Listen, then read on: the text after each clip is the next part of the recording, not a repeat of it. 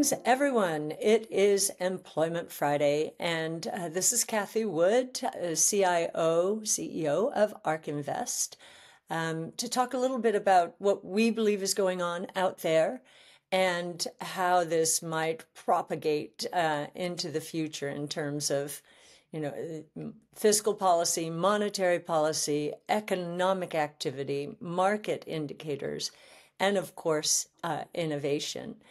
Now, I think the shocker to a lot of people is we've entered here in 2025, and the Fed Atlanta's GDP Now indicator suggests that the first quarter will be down in terms of real GDP growth, down 3% at an annual rate from the fourth quarter to the first quarter. And that has unnerved a lot of people because the economy seemed to be doing fine.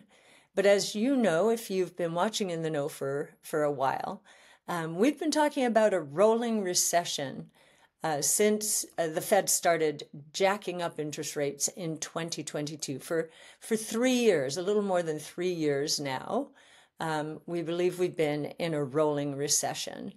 And we're coming to the end of it. So that's the good news. The bad news is we do have to go through this process. Bottom line, however, we think after this initial shudder that the equity markets are going to look through whatever the next 6 months holds in terms of economic activity into a future where we see productivity driving real GDP growth at an accelerated rate in an exciting way.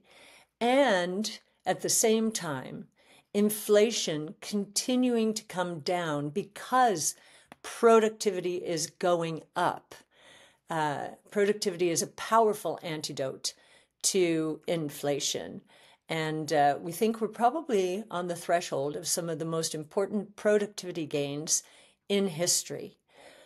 So just wanted to set the stage this way before we go on what is happening in these first 6 months of the year. As you know, there was a lot of hope coming out of the election that we were going to be on our way in terms of the equity markets' health and the broadening out of the equity market as a sign of its health. And it has begun, but as always, 2 steps forward, 1 step back. So let's talk about the 1 step back. In terms of fiscal policy, from our point of view, the most important proposal out there right now is the $4.5 trillion tax cut that did make it through the House. They passed a budget with a $4.5 trillion tax cut in it. And that's in addition to the $1.9 trillion tax cut that is part of the Tax Cut and Jobs Act, TCJA. That was scheduled to expire at the end of this year. And we don't think it will expire. This $4.5 trillion is on top of that. Now, you must be wondering what the heck is going on here. That just sounds like a bigger deficit, a bigger hole out there. Well, those numbers are over a 10-year period. But I think one of the most important things we're learning is that the tax rate cuts themselves will be retroactive to January 20th.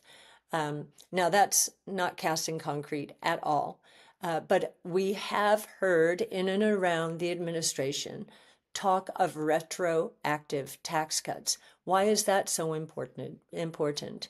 Well, we learned from the Reagan Revolution that phasing in tax cuts is a recipe for a very deep recession because people and businesses defer economic activity in order to capture the lower tax rates. And so I think this administration has learned from the Reagan administration that phasing in is not a good idea. So that is very important in terms of information.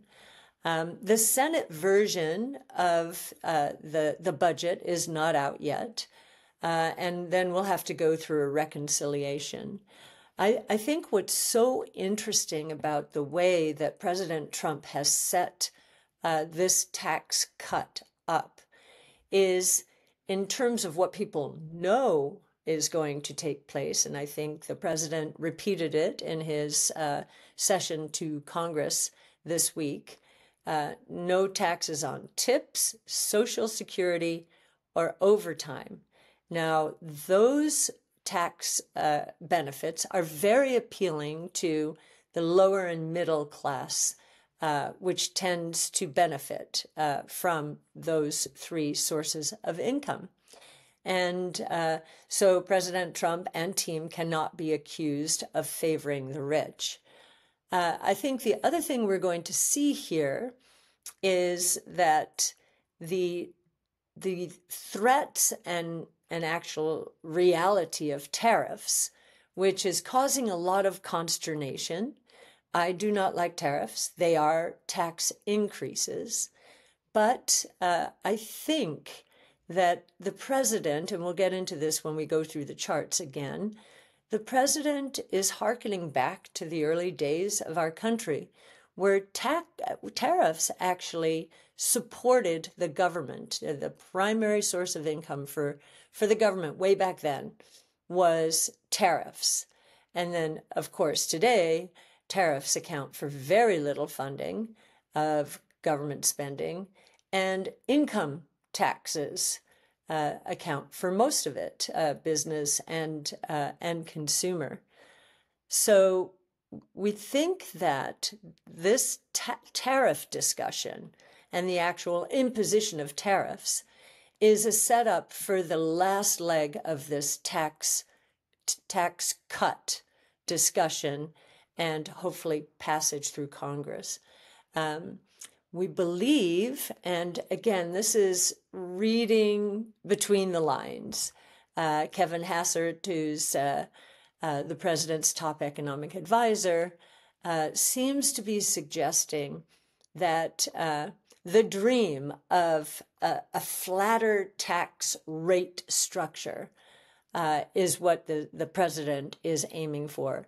He did a lot for corporate taxes in his first administration, taking them from 35%. We were some of the highest corporate tax rates in the world, I think up in the top three, to 21%, and that took us into the bottom quartile. So from a competitiveness point of view, a very good move. I think he felt that that was an important first step, and that in his second administration, he would tackle the individual tax rate cuts. And in terms of stirring animal spirits and economic activity, we think that's very important, in fact, critically important. As far as deregulation on the fiscal policy side, we can tell that Gary Gensler's departure has made a huge difference in terms of crypto innovation in the United States, or digital asset innovation in the United States. We're hearing all kinds of stories of people being attracted back to our shores, having moved abroad and not even wanting to deal with U.S. investors for fear that the SEC might come after them. So this administration is celebrating, actually, literally today, Friday, Employment Friday, is celebrating the digital asset revolution with leaders from the digital asset movement at the White House. So that's exciting. And the Federal Trade Commission is the other form of deregulation. M&A was really prohibited by and large by the last administration. So many smaller companies who had perhaps negative cash flow had no source of strategic price discovery. How valuable are the new technologies they're inventing and evolving? The larger companies will bid for new technologies if they are allowed to. And in the case of healthcare, even more so, because that industry is facing a $200 billion patent cliff, meaning $200 billion, no, it's $300 billion of revenue falling off the patent cliff between now and 2030. And yet they weren't really allowed to do much in the way of M&A. And our companies, the companies who are creating all of these technologies and new ways, profound ways of doing things, were left adrift because no strategic price discovery. That is already starting to change. The other thing in terms of deregulation, the president has said for any regulation anyone wants to put in the federal government, 10 regulations will have to come off the books. In his first term, that was for every one, 2 had to come off the books. So he's doubling, tripling, quintupling down on that. DOGE really is creating the first recession in the government sector since, really in 30 years, since President Clinton and Newt Gingrich worked together to eventually get us into a surplus condition. The government is so much more bloated now than it was back then, that there's a lot more room for maneuver. And so we are going to see a recession in the government sector for the first time in 30 years. And as we know from business cycle analysis, anything that goes for 30 years without a correction or a shakeout gets more and more inefficient over time. And very often there's bad behavior. And of course, this administration is advertising a lot of bad behavior, unfortunately, in the government sector in terms of, in the case of Social Security, people receiving checks when they're not alive. So we also can see the recession in the DC metro area. If I'm not mistaken, prices have dropped. I believe this is since the election.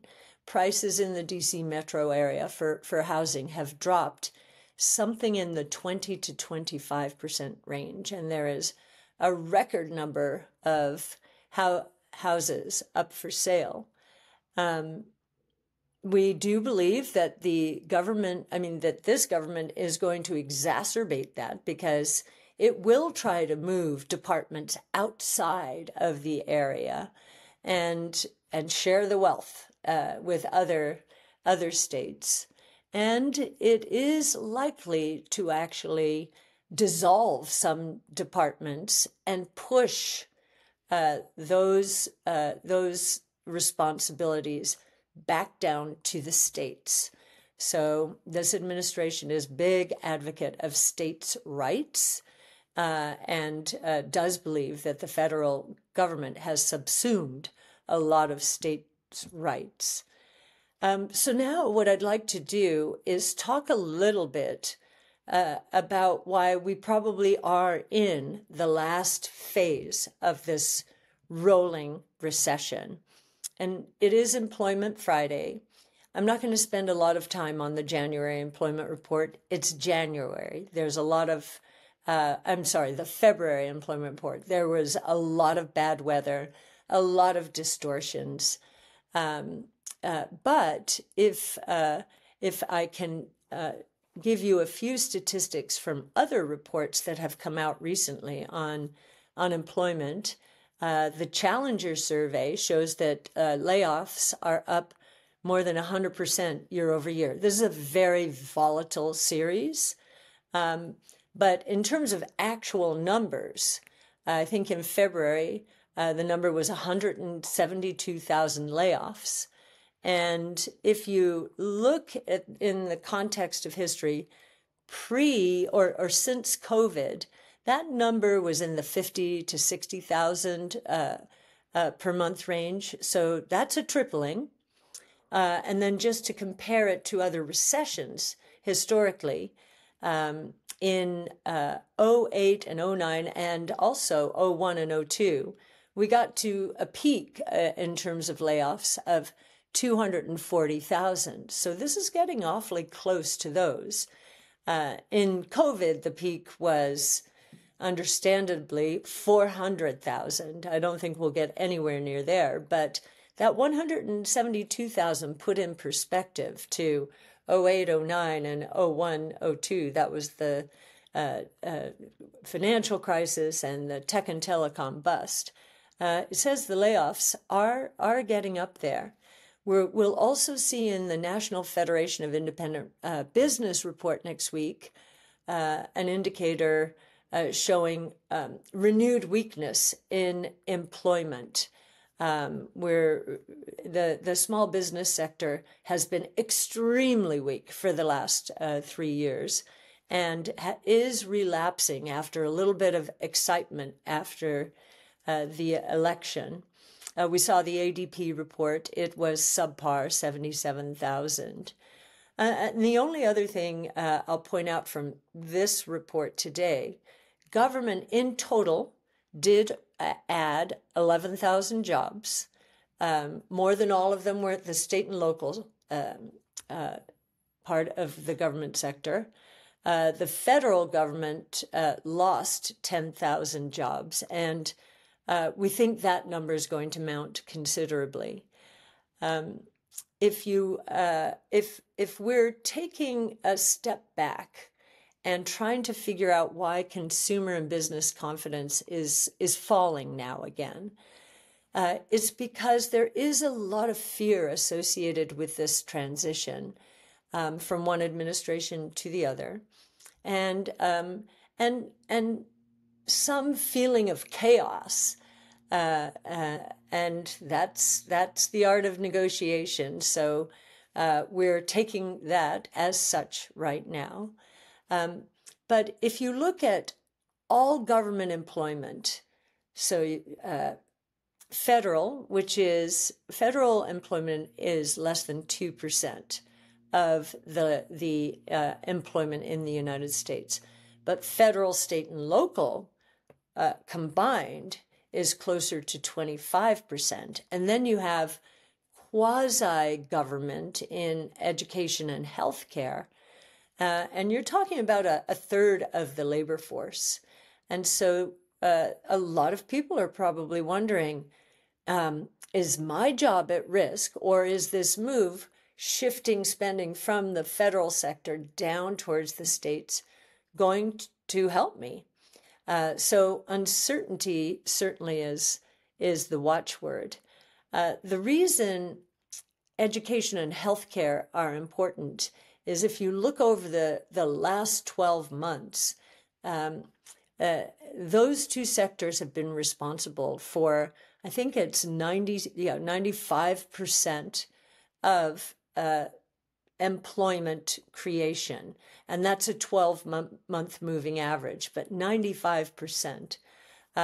In the early days of the last administration, those two sectors accounted for only 10% of job gains over a 12-month moving average period. So we're paying very careful attention. And then, of course, there is the concern that technology is going to take jobs. AI is becoming so proficient. We know coding jobs are the number is starting to go down. There are, I'm sure, a lot of entry-level positions that are not opening up because of artificial intelligence and other technologies. So there is a lot of fear on the employment front. I'm going to start going through the charts now, and we'll try and get through them quickly to highlight with pictures some of what I've said. and then to end up in the innovation space. So here again, I've presented this for a while now, but this is what many economists are focused on, the deficit as a percent of nominal GDP. It is close to 8%. And you can see the little X up near 2.5%, 3%. That is Treasury Secretary's goal over the next 4 years. And with the help of DOGE and all the cabinet heads now that Trump has called them to help with the streamlining, we think the deficit will get there because of measures that the government is taking now, and because we do believe that tax cuts and deregulation are going to turbocharge nominal GDP growth.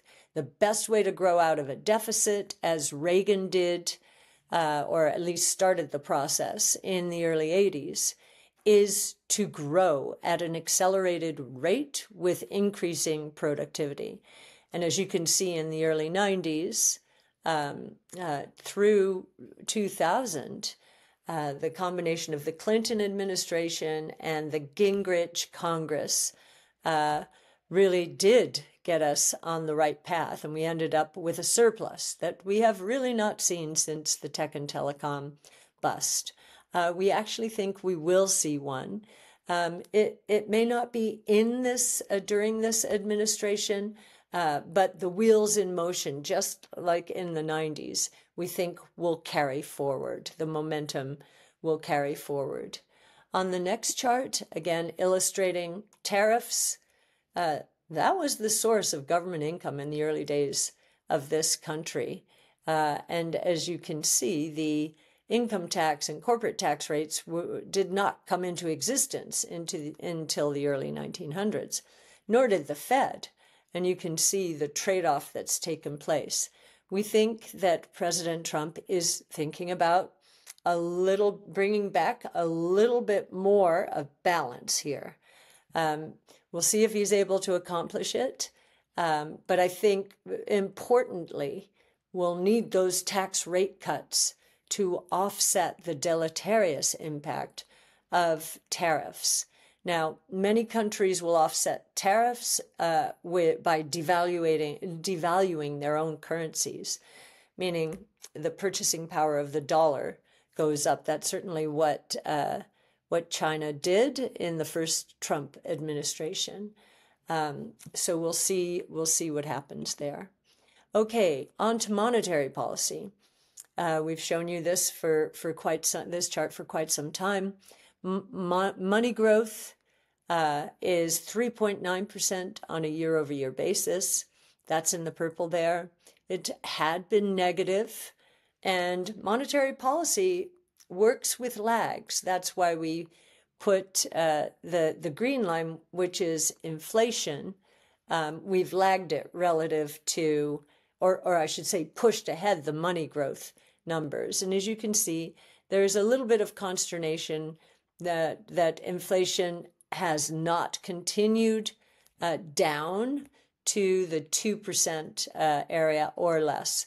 As you also know, we expect it to do so. The burden of proof is on us, to be sure. I think there has been a lot of pricing behavior recently as companies anticipate tariffs as part of their input costs and are trying to get ahead of it.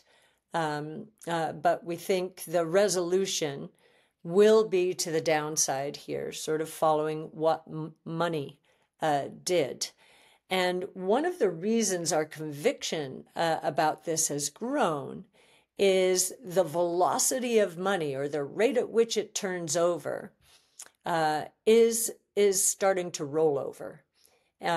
When the velocity of money is moving up, people are confident, they're willing to let go of their money, splurge a little. That tends to turbocharge whatever monetary growth is out there. When the velocity of money turns down, then that detracts from the money growth out there. So on this next page, you can see the very long-term chart of the velocity of money. It has been in a downtrend since 2000. I think the reasons are, first, the tech and telecom bust was a real shock to the system.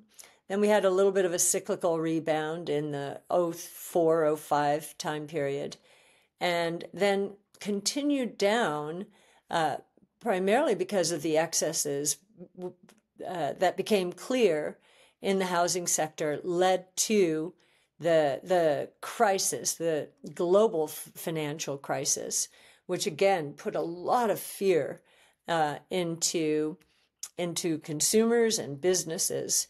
So again, they hung on to their money, and that was exacerbated, of course, during COVID. There was a collapse in the velocity of money. You know, people seized up and just were very afraid to spend, wondering if we were going into a global depression. We've had the cyclical upturn from that extreme decline, and you can see we're starting to tip over. And if you look at the year-over-year percent change of velocity, which you see here, you can see that velocity turbocharged money growth when it got to 11% on a year-over-year basis. As of the fourth quarter, it's down to 1%. But if you look at it sequentially, velocity turned negative in the fourth quarter. I think it dropped by something around 1% from the third quarter to the fourth quarter.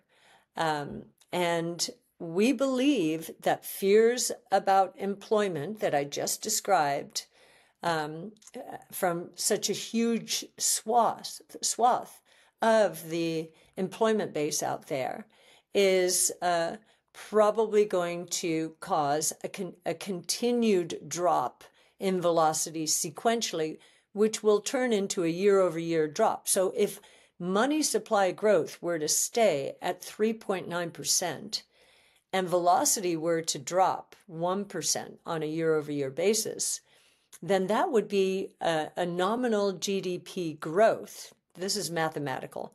A nominal GDP growth of only 2.9%. And that would be either squeezing inflation out, squeezing real growth out, probably both. And so it didn't surprise us that the Atlanta Fed is now suggesting a decline of 3% quarter to quarter in real GDP.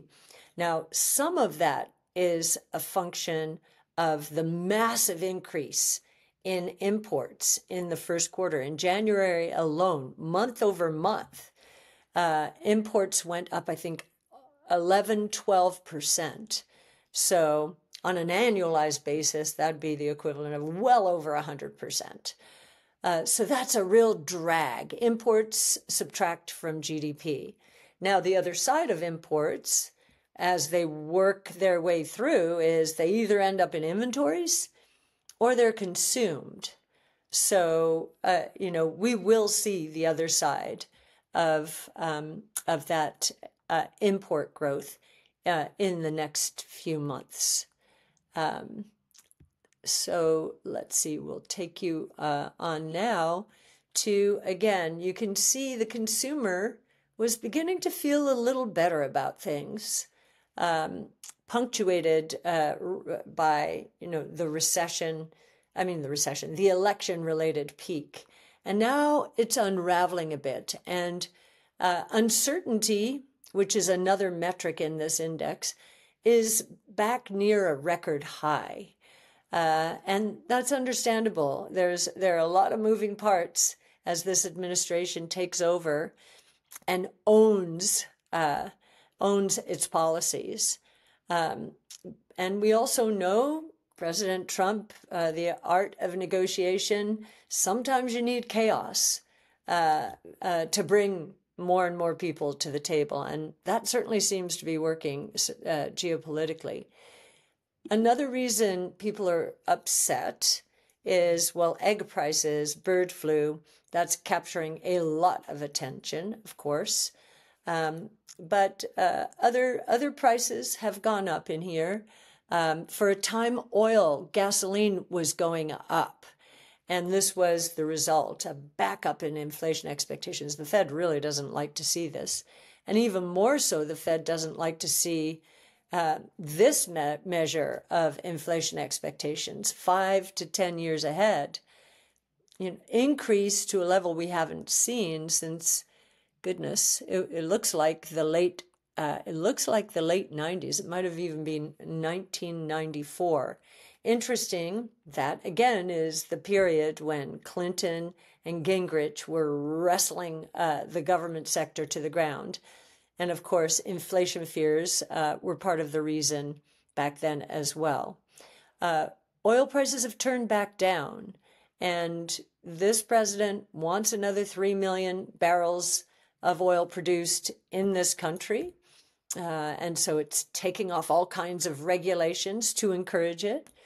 And of course, OPEC is now telling us they're going to increase supply in April. So we think oil prices are going to go down quite a bit, and that certainly will feed into inflation expectations. So we expect these measures to turn down in the months ahead. Here's another reason for consumer sentiment being so cautious right now. The average work week is dropping, and as you can see, it's as low as it got during, in and around COVID, and it's in really recession-like territory, the beginning of the 08-09 downturn. Now, of course, January and February, there are weather distortions, so it remains to be seen if this metric is going to stay down and out like this. But it could, as employers try and cut back on the number of hours so that they don't have to pay benefits. I think fewer than 30 hours, if I'm not mistaken, companies don't have to pay benefits. So another reason the consumer's kind of holding back here just to see what's going to happen next. Here's another reason the consumer's holding back. Trapped in homes by mortgage rates that they got in the 2%, 3% range, now in the 6-7% plus range. And they can't afford to move, especially because home prices have not come down, except in the DC area. We think if interest rates continue declining, and that is something that has happened here, long-term Treasury yields hit 4.8%, and now they're down to 4.2%. That should start feeding into the mortgage market. And while we may have 2 negative quarters here, a technical recession, they may not declare it a recession, just like they didn't declare, I think it was early 22, 2 negative quarters. They didn't declare that one a recession either, but nonetheless, negative is negative. The difference this time around, in 22, we were just beginning the rolling recession as rates jumped 24-fold. We believe we're ending this rolling recession. If most sectors are down and out, with small business being hurt really disproportionately by the environment we've been in the last 4 years, and small businesses serve as the backbone of this country and account for a huge amount of job creation. That has been down and out. There was only one sector to go, and that was the consumer sector. Consumption had held up, surprisingly and somewhat suspiciously. But now we're seeing in the last University of Michigan Consumer Sentiment Index, high-end consumers, their confidence has cracked now, joining middle income and lower income consumers. And it may be all of the chaos out there and uncertainty about tax rates and everything else. But Walmart rang the bell when it was willing to say it didn't like something out there. Last year, its same-store sales were 5%, and it was talking about how it was increasing share from high-end income earners. And this year, very early in the year, it declared, nope, it's not going to be sustained. We're talking 3 to 4%, which as a percent of 5%, that drop of 1.5%, that's a lot. That's a lot. So a need to readjust. Target and Best Buy and even Costco are saying there's incremental weakness out there. I talk about small business, just like to put up this chart. Look at how difficult the world has been for small business since COVID. If there's any one part of the market that is due for a reversion to the mean move, thanks to deregulation and tax cuts and animal spirits, it is this one. And so we're pretty excited about what the next few years are going to hold for smaller businesses. You can see, interestingly, you go back into the mid-90s. I remember this period very well. Commodity prices took off in the early 90s, really hurting small businesses. And then in the mid-90s, began the tech and telecom revolution, productivity gains, tax cuts, and I think we're going back to the future in the next few years. And then we'll just focus on a few market indicators now. You can see the yield curve here. The yield curve was negative for quite a time. It's turned positive, but not convincingly so. And I think we reached 40 basis points in terms of positive yield curve, where I think back down to 25 basis points. And inverted yield curves have tended to be harbingers of recession. You can see from the gray shaded areas there, inverted yield curve, then a recession. Well, we've had a rolling recession. And we'll just call it that. Maybe it ends in a formal recession finally, or maybe they backdate the recession, as the National Bureau of Economic Research is wont to do, because they declare a recession years later, typically. Now, yield curves, many people assume we need a strongly positive yield curve with long rates much higher than short rates, which you've seen certainly since the 80s, since the Reagan Revolution. But if you look back even further, late 1800s, early 1900s, you'll see that we had an inverted yield curve during that period, most of the time, with the average being about 100 basis points. And you can see at the extreme, we got to almost 500 basis points. Why was that? We think it was because first of all, we had the gold standard. So there was a price rule. And we think Bitcoin provides the equivalent of a rules-based monetary system, like Bretton Woods did, challenging fiat currencies every step of the way. Not quite the same thing. But the other thing going on back then was massive innovation. Telephone, electricity, internal combustion engine, which led to, automobile, airplanes, and so forth, trains. So lots of innovation, people coming off the farm. And so the short-term yields would move up with the economy, but the long-term yields were much more focused on inflation, and so they stayed pretty low. And in fact, I believe the average back then, over that time period, over the 50 years ended in the Great Depression, was 3.8% on the long bond yield. Even though we were in a booming economy thanks to new technologies, we would not be surprised to see the same this time as well. I'll just go through a few other charts to reinforce what we've been saying over time. Yeah, commodity prices have had a little bit of a bump here. You have oil coming down, others going up, copper in particular, but still have hardly moved in the context of history. We're still where we were in the early 80s, the early 90s, the early 2000s.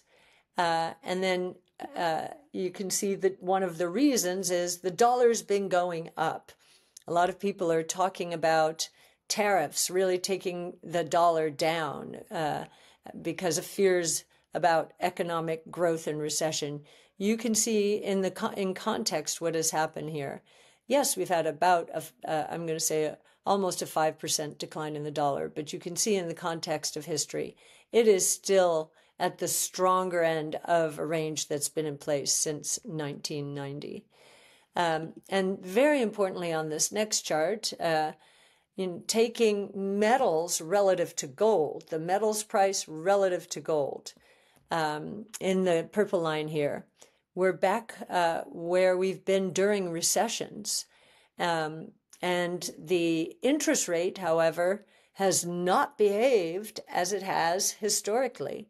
Interest rates have just hung in there. We're beginning to believe that the interest rate will crack now, and that will help housing, and that will be the start of maybe a rolling recovery. But if we're right and the tax cuts and deregulation unleash these so-called animal spirits, it's going to be much more than a rolling recovery. It's going to be a productivity-led boom. This is the yield spread, which is a good gauge of trouble brewing out there when it spikes. You can see the credit markets don't see any problems out there. And I find that interesting. I mean, these are focused on larger companies, not really small companies, and that's where the pain has been. So nothing to worry about, apparently. I'll just remind you, we expect this productivity boom to take us into a new orbit in terms of real GDP growth, 7.3%, up from 3% where we've been for the last 125 years. And you can see before that, before telephone, electricity, and the internal combustion engine, we were at 0.6%. So with each technology jump, and you can find this chart and its explanation in our Big Ideas 2025, with each technological leap, there's a leap in growth. And I actually think this 7.3%, given how many platforms are evolving, we have 15 different technologies, 5 major platforms, compared to just 3 platforms in the early 1900s. So I actually think that's pretty conservative. And then just to show you what we think is going to happen in terms of innovation and how it will evolve from a market cap point of view, you can see truly disruptive innovation depicted in the purple, Mag 6 in the turquoise. Mag 6 has had a magnificent run, tripled over the last 5 years, really helped by increasing concentration of the markets as people became very fearful of the environment, you can see that truly disruptive innovation only appreciated by 30-ish% over the same time versus a triple. Okay, we think that's going to flip in the years ahead, and that the market is going to broaden out significantly and reward stocks that have been neglected out of fear in the last few years.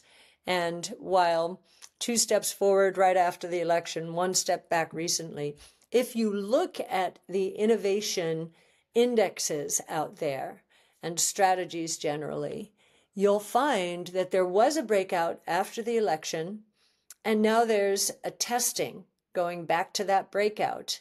Whereas with the broader based NASDAQ, S&P, NASDAQ 100, you'll see a break in those indexes, and they are really struggling to get back to above their 200-day moving averages. So there is a difference.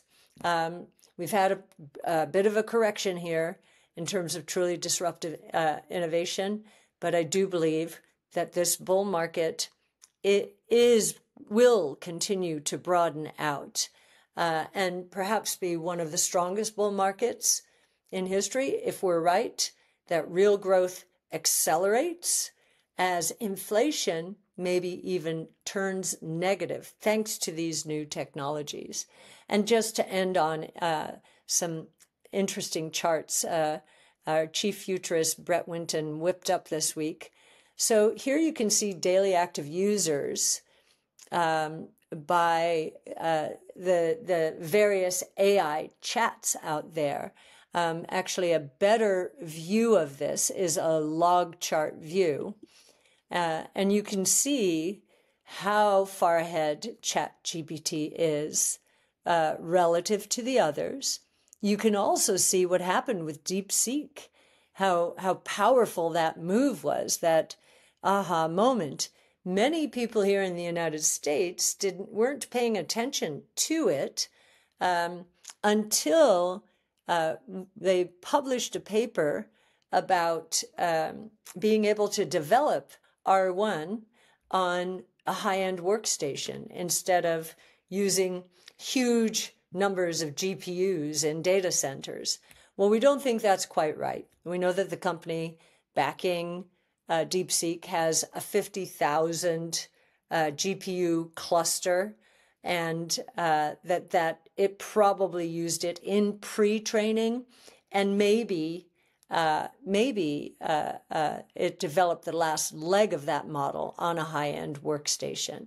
But what's notable nonetheless is the technologists in the US, like Jensen Huang, Sam Altman, I think even Elon might have commented, the algorithms in DeepSeek were very interesting, very creative.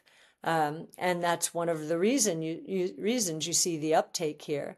And you can also see Grok's daily average users just taking off.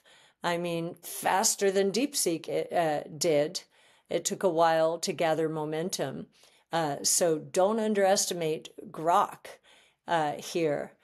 We think they're going to give ChatGPT a run for their money. And what's interesting is DeepSeek is open source.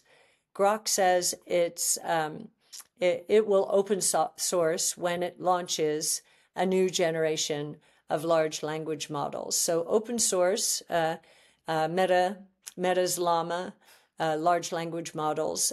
Open source is a movement here, and we're really trying to think through the ramifications of open source stealing the march in some ways and educating others. You can see how dominant ChatGPT is. The share as of March 6th, it's just dominating in terms of the daily active user base. Now, I know the criticism here is going to be, well, Meta has 2 billion users around the world, and it's integrating AI into all of its services, and Google will say the same thing.